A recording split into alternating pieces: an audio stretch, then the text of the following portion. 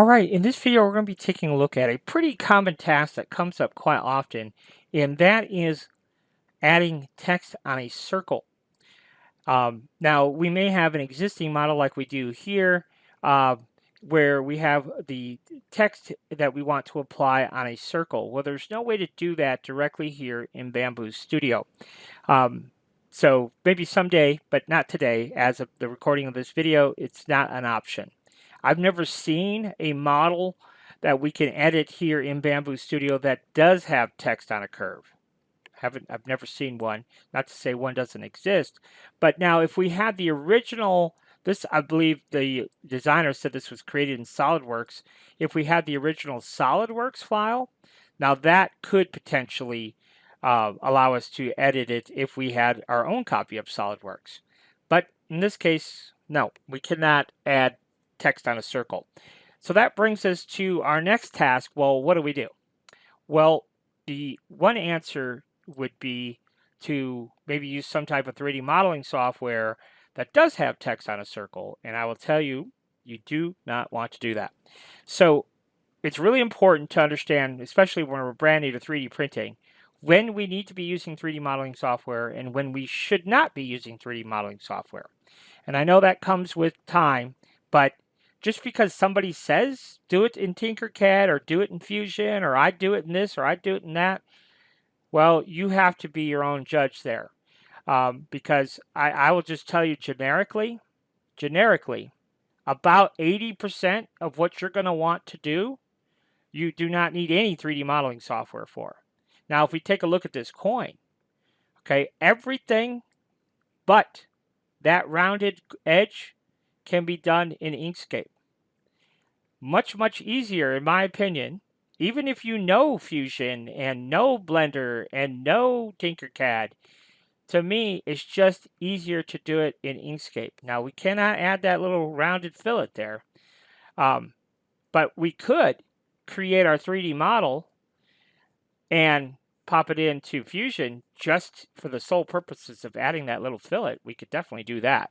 But I suppose, like if you really knew Fusion inside and out and backwards, maybe it would be just as easy to do it in Fusion as it would be to do it in Inkscape. But I'm coming from the perspective of somebody who's, most of the people that are asking the questions, how to do this and how to do that, how to make this, how to do this task, are people who are brand new, people that don't know a whole lot. That's why they're asking the question. So I wouldn't encourage them to, well, you could just go over to Tinkercad and, well, you could just go over to Fusion. No, let's just stay with Inkscape.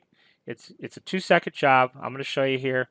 It's going to be very, very straightforward. But there is something else that is really important, and that is your slicer. You have to know your slicer inside and out and backwards. Even if you are using Tinkercad, even if you are using Fusion, you want to know your slicer. You want to know your slicer because we're going to be showing you some things in this little project. We really have to understand how our slicer works. So spend the time, get to know your slicer, then get to know Inkscape. I really recommend Inkscape. I would highly encourage you to stay as far away from Canva as you can for 3D printing purposes. Take the time to learn Inkscape. I would rather you take time to learn Inkscape than take the time to learn Canva. So take the time to learn Inkscape because when you do, you're going to be better for it. All right? So with all that said, let's go in and take a look at what we're going to do here. We're going to go ahead and modify this coin. This is the one I selected for us. Okay, so we're going to modify this coin. And the way this file is made, if we select that, you could see that this coin is one single object. Okay, and that will eventually create us a problem. I'll explain why here in a little bit. But so that will eventually create us a problem. But if we right click on that object, you see we do have the option to split it up. All right, so just kind of keep that in mind as we move forward. So the first thing I want to do is see how tall my existing text is. So I'm going to come in here, select that shape, go to my measure tool, and we're going to measure that edge to this edge. And it is 4.7 millimeters for lack of better. We'll just say it's 4.6 millimeters. 4.7 millimeters rather. There's a little bit of a space right there. You see that little bit of a space? So we'll kind of be mindful of that. And then what else do we want to know? I think that's it, basically. Oh, no, we need to know the diameter of our coin. 63.5. Okay, so now we can pop over to Inkscape and do our work over here. So we're going to grab our ellipse tool, hold our control key down. That will constrain to a perfect circle, which then we could change to 63.5. Okay, and then what we're going to do is we're just going to duplicate our circle. So we're going to go ahead and right click on it and choose duplicate. Let's give it a different color, our duplicate. And then let's go ahead and change our size to 60. Okay. And then let's go ahead and take those two circles and line them back up. So we'll grab our alignment tools. Boom, boom. And so now those are lined back up. And then let's go ahead and grab our text tool here, right there. And let's just type out, I don't know, whatever text you want to. I'm going to do Chaos Tour March 2026. Okay, something like that. Okay, so we know what the height of our text is. So let's go ahead and do that. Let's go ahead and make it, let's just do 4.6. I'm going to make it just a tiny, we've got a lot of text. So I'm just going to make it a tiny little bit smaller. And then let's give this text a color just so we could see it. And what I want to do now is I want to squish it. I feel like those letters were a little bit squished. So we're going to squish it a little bit. And now we're going to take our text and shift click our circle. And we're going to come up here to path, or text rather, and choose put on path. And there is our text on our path, but you can see that is not how we want it. So now we're going to go back and select our path here. And we're going to mirror our path. And when we do that, now the text is on the inside like we want it. But we're going to rotate it around. There we go. So now it is like we would want it on our coin. So now we can select our text. And we will go ahead and do path and choose object to path. Now that text is no longer text. And we can get rid of that circle. So now we'll go ahead and save that. So I just hit Control S. That will save it to an SVG that we can then use inside Bamboo Studio. So here we are back in Bamboo Studio. Let's go ahead and import that text and we'll make the magic happen. So we need CT is what we're looking for here. There is CT. Okay, so the first thing we want to do is we want to take this and center it exactly on this. All right, so how do we do it? We select this coin. We'll go to our move tool, click in the X here, and then we'll click over here, and you can see it automatically snaps into place. And then we go back to our coin, back to Y, and click back on our shape, and hit enter. It doesn't automatically snap all the time. Sometimes it does, though, which is nice. Okay, so now we've got that. So now what we need to do is get rid of our placement circle. Boop. And so now all we're left with is our text. You see how cool that is? Now that was quick, right? Quick. All right.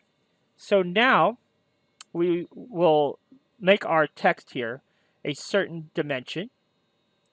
I don't know what, but let's make it, I don't know. What do we want to do? How about we just do 1 millimeter? I think usually that's what I would do on something small like this. We'll do 1 millimeter. But you could see we have an issue. And the issue is that we need our text on top of our coin. Okay? So that's where our issue is. But we have another issue is we don't know where the top of our coin is. And because if we select our coin, it says it's 7, how tall is this? Okay, so it says our coin is 8 millimeters. But the challenge is it's because it's one object, that's the total height, not the height of that right there. That white flat piece is not 8. It's 8 up to the top of our text. So what we have to do, it's real simple. We're just going to come in here, grab our measure tool, and we're going to deduct that much. So you see it's 1.333. So if we go 8 minus 1.333, 333. It's basically 6.67. Okay, 6.67. Remember that. You can write it down. I always have a pen on my paper here. 6.67. I'm going to write that down. All right. Okay. So how do we get our text on top of our coin? So what we want to do, let's go back to our calculator here. Our text is 1. Half of 1 is 0.5. So what we're going to do is we're going to take the thickness of our coin, which is 6.67, that's what we calculated, plus 0.5 equals 7.17. So what does that mean for us? That text needs to be at 7.17. But note this, we cannot move the text in the Z direction unless it's part of an assembly. So these two things are two separate pieces. So we're going to hold our control key down and click. And now you can see we have both of them, and we can right click and merge. Now we have an assembly. Now I can move that to 7.17. So if I click my move tool, go to world coordinates 7.17, and then let's go ahead and change our filament color. Bob's your uncle. There's Uncle Bob. There's our custom text on a circle. You see? Really pretty easy stuff. Now, should we slice it and see if we get any error messages? Sometimes we can get error messages if our text is not sitting perfectly on our coin, then it's gonna say, hey, you got something wrong. But you see, it says that our slice is okay. And the other real key to this that you want to pay attention to is the fact that we only have one color change. If we had some issue with our Z height, either with the existing blue bits or the new bits that we just added, if we had some issue with Z height, we would see that there's more than one filament color change. So it's going to print white, white, white, white, white, white, white, white, and then it's going to switch over to blue one time, and then print all the blue layers. So you can see total time to print this coin, 36 minutes. And there you go.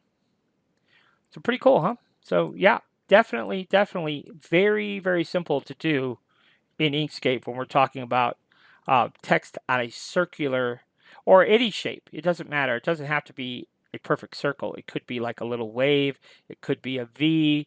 You know, any shape you could apply the text to, and very, very quickly and easily. So that's just so much easier than trying to do the same thing in Tinkercad. Way, way easier to do text on a circle with Inkscape and your slicer. So hopefully that helps you out. Until next time, thanks for watching.